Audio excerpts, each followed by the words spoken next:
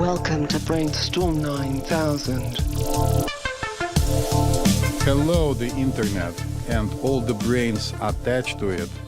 At least Master McMaster, who is sitting right across from me, says that there is such a thing as the brains of the internet. Correct, Master McMaster? Yes, well, there are brains who are connecting with us via the conduit of the internet. Conduit? That's a fancy word. What does it mean? Connection?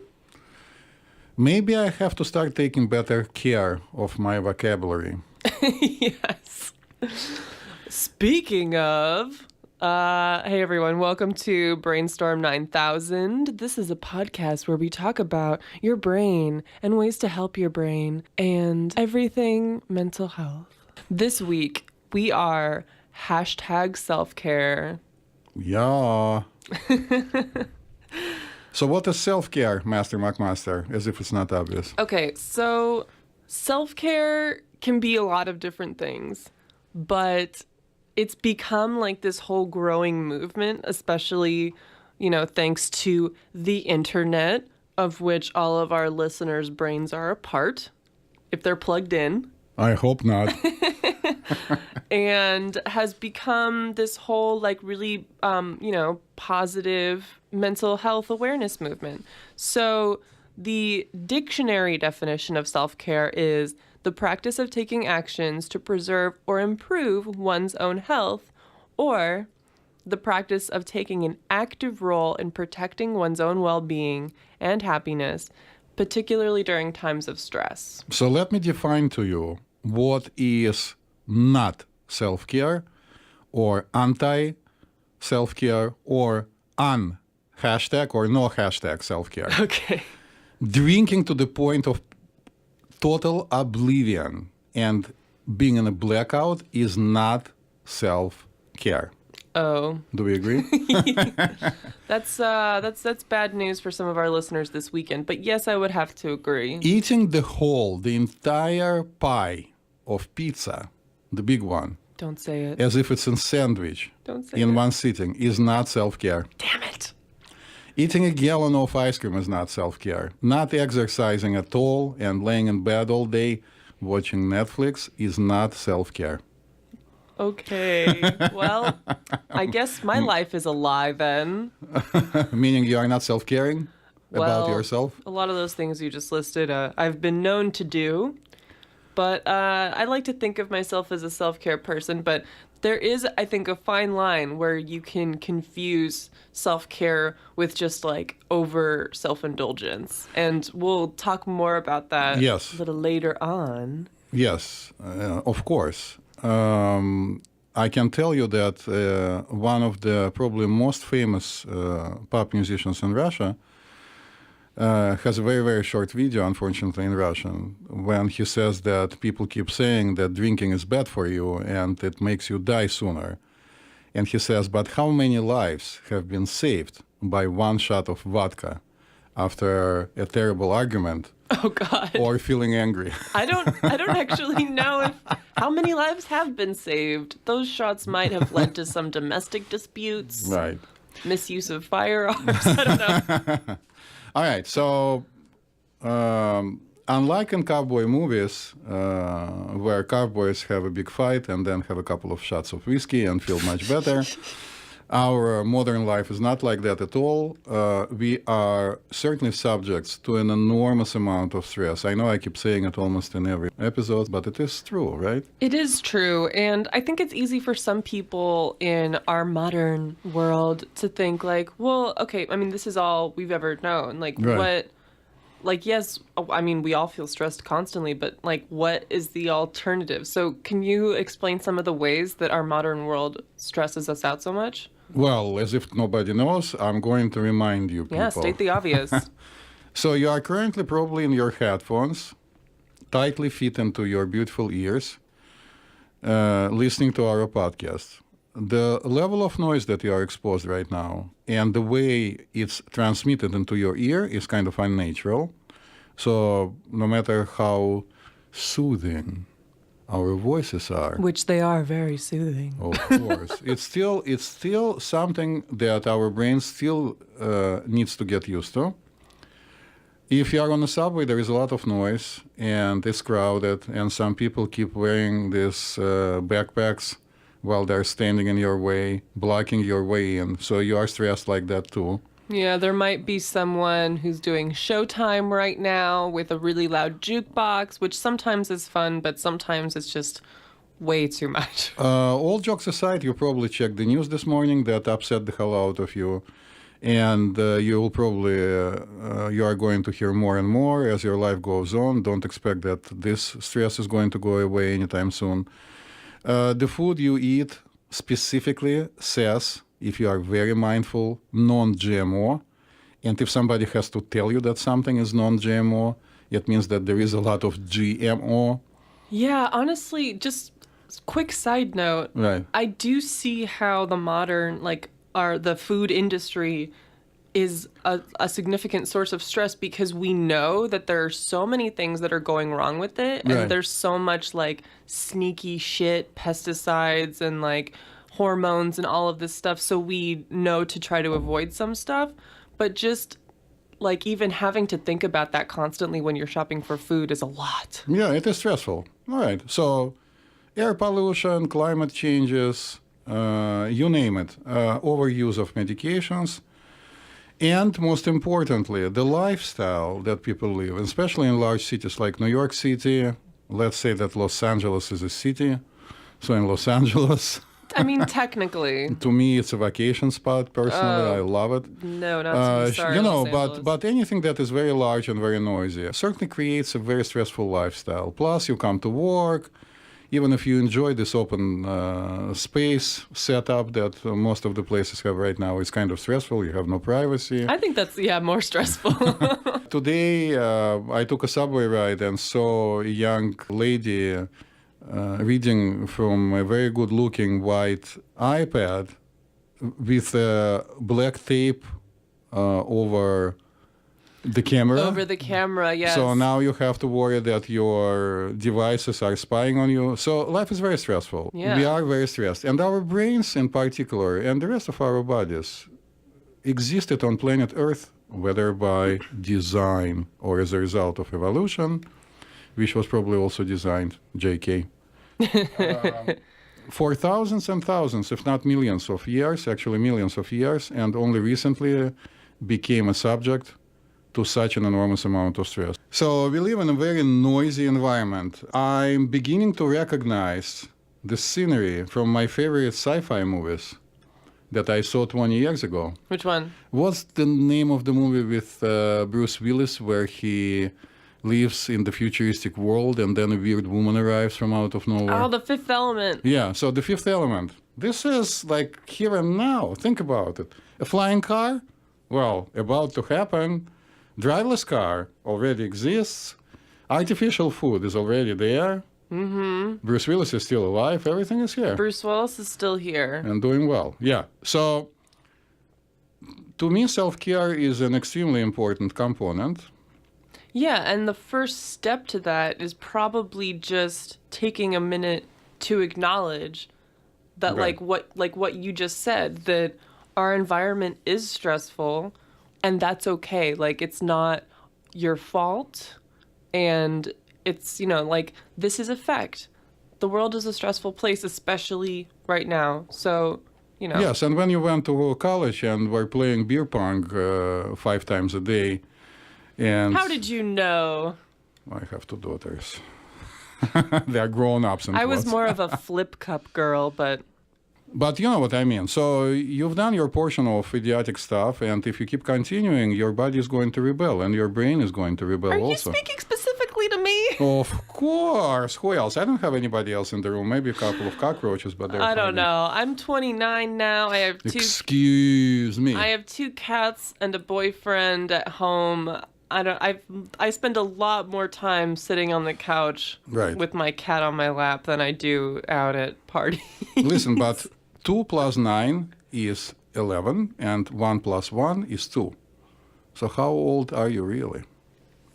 Okay, I don't know what kind of spooky math you're doing right now. It's a numerological joke. So anyway. Haha! I don't know Yeah, anything yeah. about that. So self-care is nothing new, and it would be naive for us to think and say to you that thousands of years ago, people weren't aware that they have to take care of themselves. The best example that I can bring about, and the only example I'll continue to refer back to, is actually yoga. So yoga is thousands of years old, coming to us most obviously from India, but different types of the same thing do exist in different cultures. They have different names. I'm talking about ancient cultures. Yeah, no, it's self-care. It's like, yeah, Yes. we often see it as like, it's a millennial thing and it's a hashtag and it's this and that. But you're right. It has been like the idea, the concept. And practice. The concept and practice of just like taking care of your mental health, your physical health, and your emotional health has been around for a very, very long time. Even so, like, I mean, in the 20th century, the philosopher Michel Foucault insisted that self-care is actually an ethical responsibility, and he cited the ancient Greeks to support this claim. Socrates used to talk about it, so it's definitely not new, but it has come to play a different role in our modern society from sort of like a medical tool or like a spiritual practice Right. to a political statement, and then now into like, a bajillion dollar industry. So let's talk a little bit about the most recent history of self-care. Okay. Which Would you like to enlighten us? I would love to enlighten us all. I've always been a hashtag self-care kind of person, but I just looked this up specifically for this episode, and my mind was kind of blown. My LGBTQ queer friends are all very familiar with this, but it was very new to me. So self-care, I think, started to become more of a thing during the civil rights movement, when it was talked about as a political act, where minorities and people of color would talk about engaging in self-care because the government and, health institutions were not concerned with the health of minority populations. So fantastic people like Audre Lorde, so she kind of is known for putting this out there, for sort of highlighting this for everyone during the civil rights movement. So she said, quote, "Caring for myself is not self-indulgence. It is self-preservation, and that is an act of political warfare." So it's sort of like a comment on healthcare and poverty and women's rights and the civil rights movement and the feminist movement. Of course, it's also important for all of us. Yeah, and it hasn't always been a focus of society, self-care for all different kinds of groups of people. Right. So that's kind of when this started to gain more momentum in, Right. Civilians, for the civilians. For civilians, yes. So let's talk a little bit about different types of self-care. But before you start, I would like to point out as a physician that while you can cut and slice any single thing in many different ways, one simple bird's eye view, or should I say spacecraft view nowadays? Drone's eye view. Drone's eye view, or the view from Mars, is that there is a type of self-care for people who do not have any major issues and just want to stay healthy. Mm-hmm. Then there is a different set of tools in addition to that you need to use if you do have an illness. Let's say you have a cold or you have an emotional problem that requires treatment. And then there is also a different set of tools for self-care in the process of recovery. For example, physical therapy for somebody who had trauma. Mm-hmm. Please continue, Master. Okay, yes. So on that note, so probably most of what I'm going to explain right now refers to kind of the first category of people. So we have physical self-care, which can be things like, giving yourself a break, having like a workout regimen for yourself, healthier eating habits, having a spa day, like getting a massage if you have really fucked up muscles like I do, things like that. In Russia, we have a very interesting book, which is translated into English, but I don't recommend people to read it because you cannot feel connected to a funny book about Russia before World War II. But it's a funny book. It's called The 12 Chairs. And there is a meeting of lifesavers, people who save people from drowning. And their slogan, I remind you, it's a joke, goes something like that. Saving the one who is drowning should be an objective of the one who is drowning. Ah. So unless you initiate a self-care process, nobody else can help you. So when I see on TV the entire show about intervention and people coming in and forcing somebody to start losing weight or to start spending less time sleeping or you name it. Oh, the most fun one that I saw was to try to get someone to stop inhaling those like computer keyboard cleaner sprays. People do that? Yeah. We are not giving anybody any ideas, I hope. So unless somebody wants help, they cannot be helped.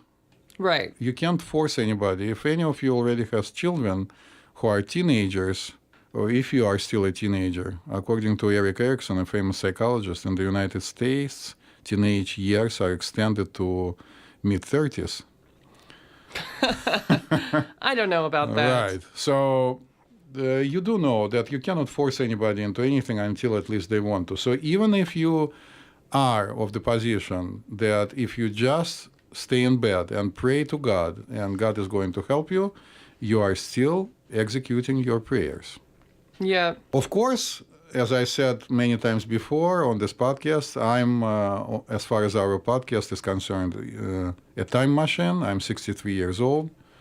So I can testify that certainly doing yoga helped me quite a bit. Should everybody do the same thing? Absolutely not. But after we broke down self-care into many different subtypes, maybe we need to talk a little bit about what can or cannot be done, very importantly.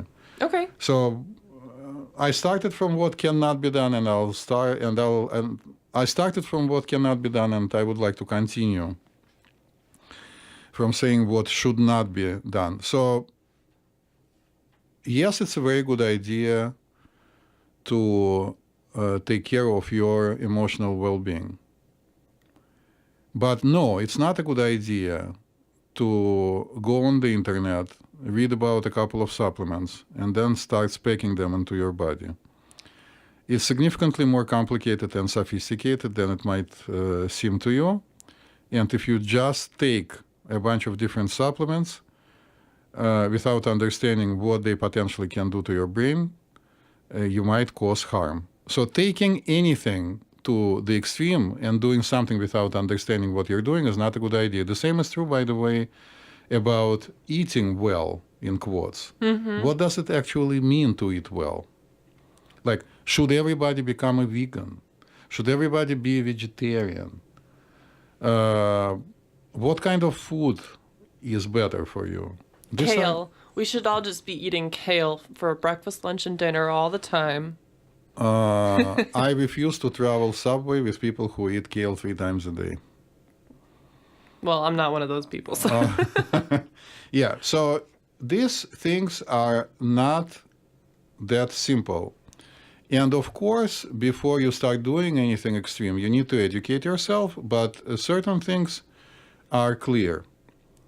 You need to find out who you are and what are your limits and how your body and your mind deal with the outside world. So it could be that for you, a particular person, sleeping 8 hours is not enough and you need 8.5 or 9. I need 9 or 9.5. See? Or it could be that you have a tendency to stay up sitting at your computer until 2 a.m., but you are not a night owl.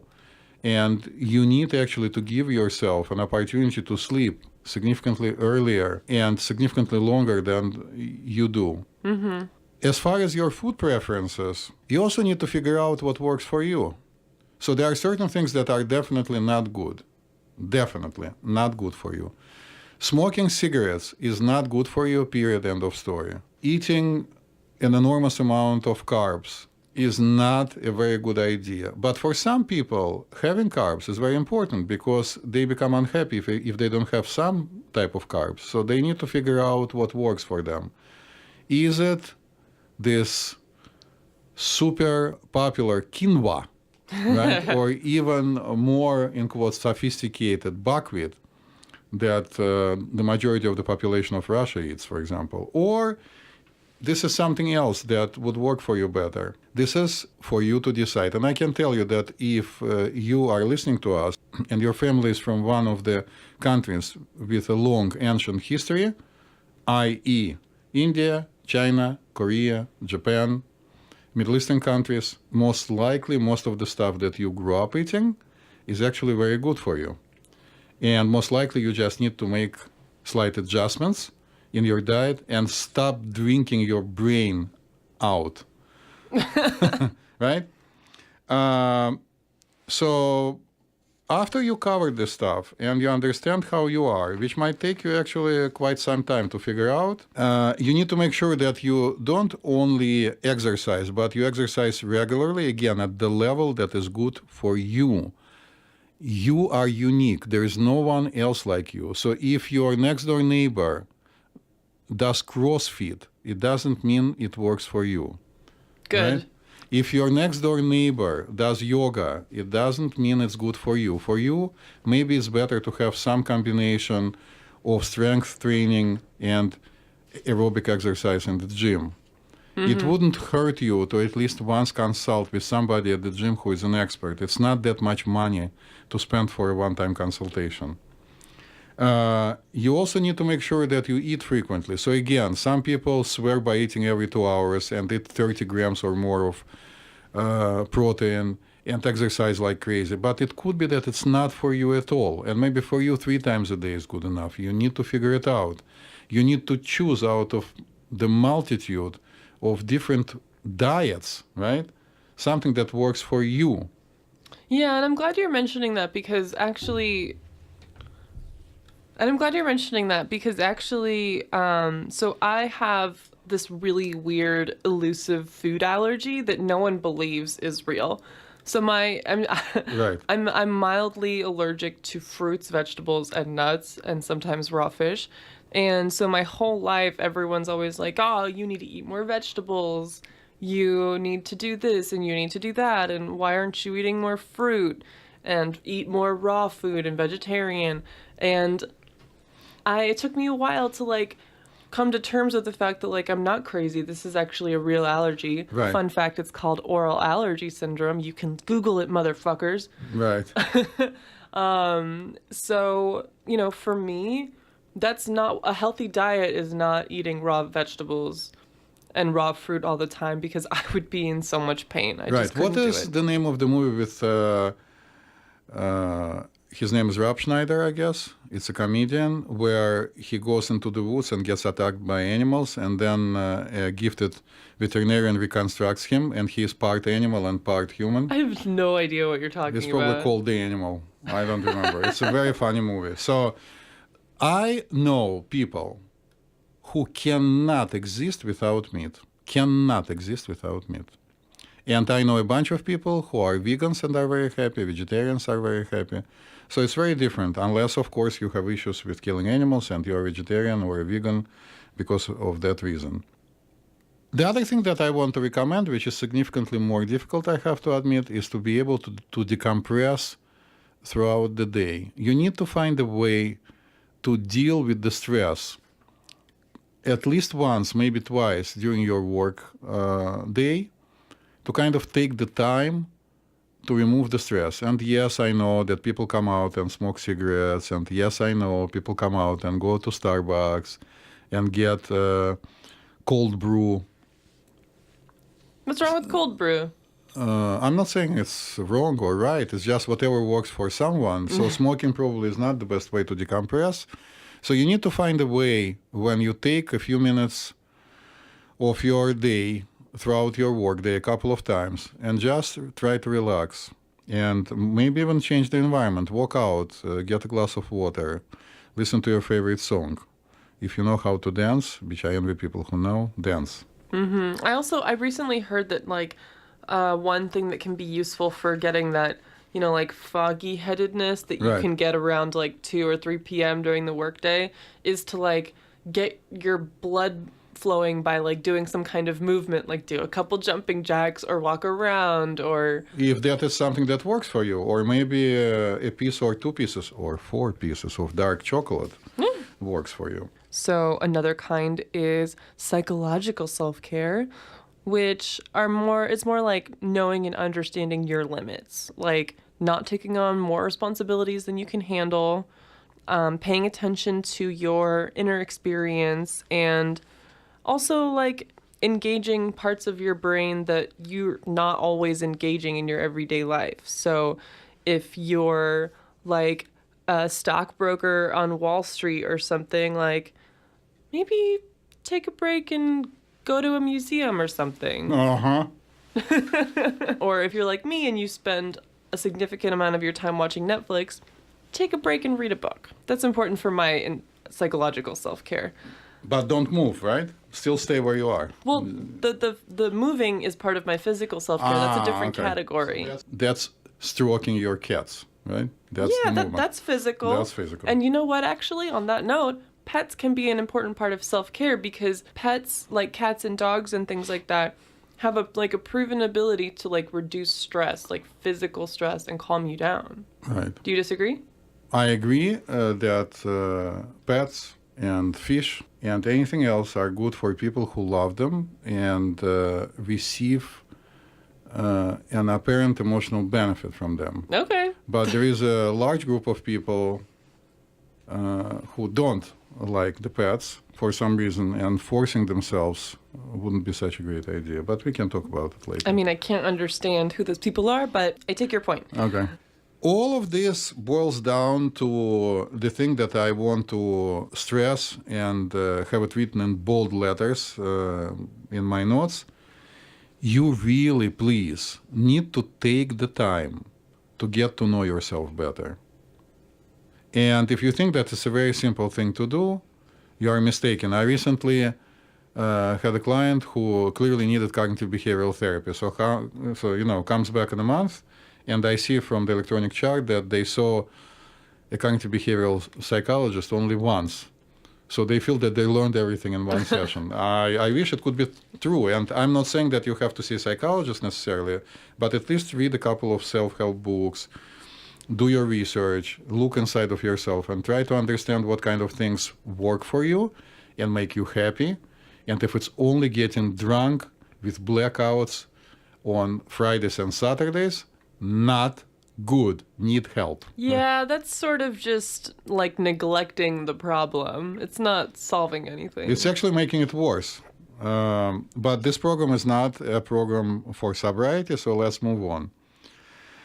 In the same train of thought, I have to tell you that maybe it's very easy for you and you know exactly what you enjoy doing, but maybe it's not. So you need to figure out what you enjoy. I see a lot of people on the streets and in different places singing and smiling while they're singing. Good for them, but maybe for you it's something different. Maybe for you it's dancing, or maybe for you it's reading a good book, or maybe for you it's spending time with your cats, or at least one cat.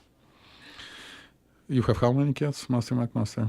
I have 2 cats. I will not publicly state the number of cats I'm currently fostering.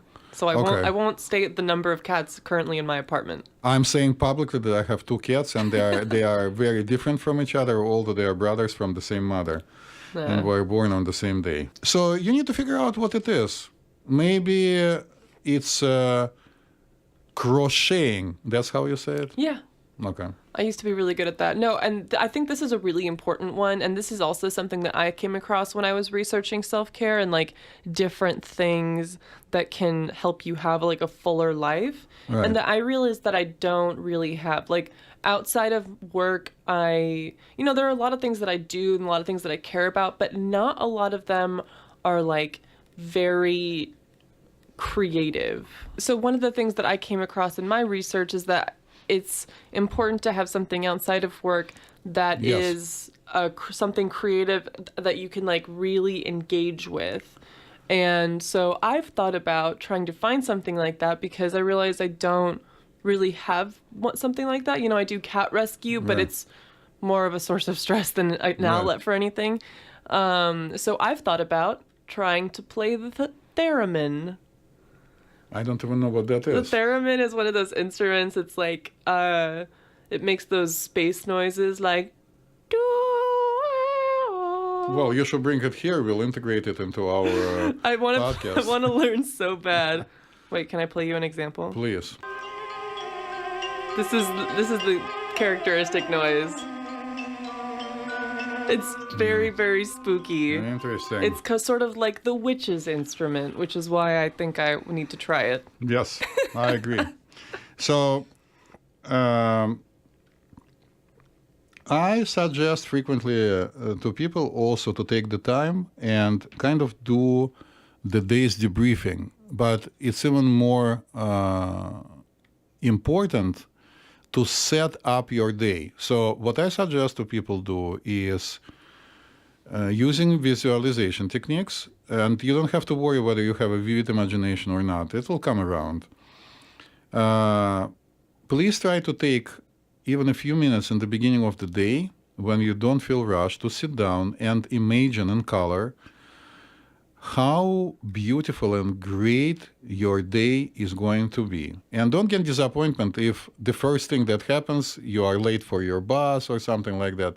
It will come around. It's not doing any magic. It's just setting up your mood, being in the groove in the beginning of the day, removing all the obstacles in your mind. Imagine how beautiful everything is going to be, how things are going to work out for you. Well, for some people, that can take a very big stretch of the imagination. Yes, but if you start doing it, things are going to come around, at least internally. And then at the end of the day, it's a good idea to take the time and kind of play a movie of how the day went in your mind and try to correct in this movie what you could have done differently, trying to see how you could have responded to the stress in a different way that wouldn't be so stressful to you.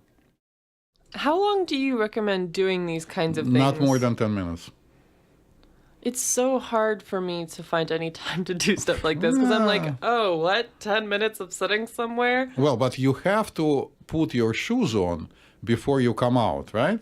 Mm-hmm. So you find the time to do that. So even if it's 1 minute, it's better than nothing. I And usually just rush out kind of barefoot. Well, we can continue talking about the items of clothing that you have to have on before you leave your house. So this is important, at least as important. I don't want to upset the dentists as brushing your teeth. Okay, so then there's also spiritual self-care, which is not necessarily like religious. Not that there is anything wrong with being religious. No, not at all. But so in this context, it's more about connecting with yourself and focusing on your relationship with the world around you. And it can also be about focusing on your relationship with, like non-material things that you care about, like relationships or, donating to a cause that's important to you, or, spending time outside and connecting with nature. That can all count as spiritual self-care. Finding your spiritual self is also important. This day and age, you don't necessarily have to be assigned to a particular type of religion or church. A lot of people practice spirituality in many different ways. It is an important part because it allows you to get in better touch with your inner self, whether you believe in spirits or not. What about you, Master McMaster? You're into witchcraft? I like the witchy philosophy. So somebody took basic ideas of ancient philosophy and named them different names. So one of them is witchy ideas, another is Tao. Mm-hmm. Well, it makes no difference, but it's very important for you to be in touch with your spiritual stuff. And there's nothing wrong if you are religious. It's actually beautiful because it takes care of a lot of emotional problems. Yeah, I wish I were religious. And then another thing, Master McMaster. Yes. What do you think? If I have a whole container of ice cream and 3 slices of pizza tonight, is it self-care? I personally, well, I guess that depends on what kind of day you've had. There have been many days when I'm like, you know what? I'm super stressed. It's been a really long day. I'm going to eat a whole pizza, #self-care. But, I think like, especially with like the prevalence of this self-care movement, it can kind of go too far sometimes, and it can be used as an excuse to just be like self-indulgent. Yes. And so, like all the kinds of different kinds of things that people are doing in the name of self-care, like, are those the kinds of things? Is that the kind of self-care that like Audre Lorde had in mind? So, I think it's important to distinguish between like self-care and self-indulgence, or treat yourself. One of the things that I would like to mention is that self-indulgence is kind of obvious. So eating too much garbage, right? Thinking that it's good for you and is going to make you happy, or drinking too much alcohol, doing anything in excess. For example, working out 3 times a day is also unhealthy. These things are clear. But the flip side of this, I would like to mention, is that when people go on vacation, and instead of enjoying their vacation and taking in everything that is being offered to them, they continue restricting themselves to the point that it becomes unhealthy, unhelpful, and irritating to the rest of the people they're with, or even to themselves. Yeah, so listen, if you have an emotional problem, you need to see somebody, at least to figure out what's going on. And I can tell you that at least once a week, I have a client who comes to me believing that they are completely out of their mind. Frequently, their spouse tells them to come and see a psychiatrist. And it turns out that it's not the case. It turns out that actually the person is very, very stressed. And how to decompress and how to take the stress away is a $5 billion question, right? And doesn't apply to billionaires. My understanding is that a lot of them, except for Mr. Bezos, who seems to have, according to what I read recently, a very balanced life, doesn't start his day until 9 or 10 a.m. Good for him. Finishes at 5, spends time with his family. Elon Musk's day is broken into 15-minute increment schedule. So people are all different and they have different lifestyle, but you need to figure out really what works for you. And if you cannot be intense, it's okay for as long as you are happy and enjoy your life. But if you don't and you try to take care of yourself and it's not working, please see somebody. It doesn't have necessarily to be a psychiatrist. Could be a therapist, could be a personal trainer, could be a dietitian. Yeah. Well, and so self-care, this whole burgeoning idea of self-care, Yeah. it's become like a $10 billion industry where more and more people have started to really focus on this stuff. And so now, instead that millennials, like people in my generation, are spending like twice as much as baby boomers on things like, workout regimens, diet plans, life coaching, therapy, those wellness apps. Good for them. Things like that. Good. So I would like to leave people with a positive message, and this time I'm going to recommend for people to read the book. The book is called Feeling Good. It's the only book with this name. On Amazon.com, it's constantly on sale. So it's about 700 pages because it has different exercises for cognitive behavioral therapy. And it's between $5 to $6 all the time. Mm-hmm. I did not write this book. So I have no vested interest other than helping you guys to feel better. I highly recommend. It's yellow in color. You can't miss it. And most likely I'll ask Master McMaster to place the book on our website. Yeah. I mean, not the book itself, the picture. We can also probably give a link to it. I don't know. Yes, and we can do all of these things. Right. And I want to mention the most important thing last, which is we all need to learn how to love ourselves. This is something that it's kind of a trope that people say all the time, but it's really difficult, not easy. Yes. And it's just a different aspect that people should pay attention to. And if it's necessary for you and you need to listen to motivational speeches or watch some motivational YouTube things, go ahead and do it. Please, take care of yourself. Yes, hashtag self-care all over the place. Do what's best for you because you've only got one life, y'all. Please, keep your brains open. Have a lovely evening.